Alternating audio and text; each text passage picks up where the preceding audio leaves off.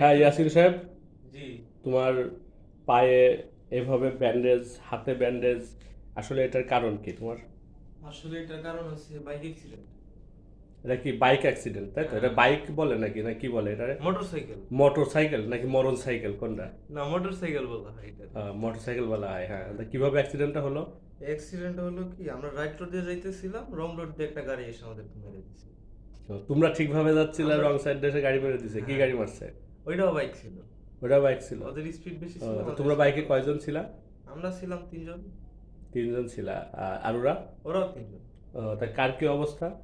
আমার অবস্থা এমন, আমার সামনের জনের অবস্থা এমনই মোটামুটি, ওর প্যান্ট পরা ছিল এই জন্য কিছু হয় নাই। আর আমার পিছেরটা বেঁচে গেছে, আর কিছুই হয় নাই আল্লাহর রহমতে। আর ওদের বাইকের তিনজনের অবস্থাই খারাপ।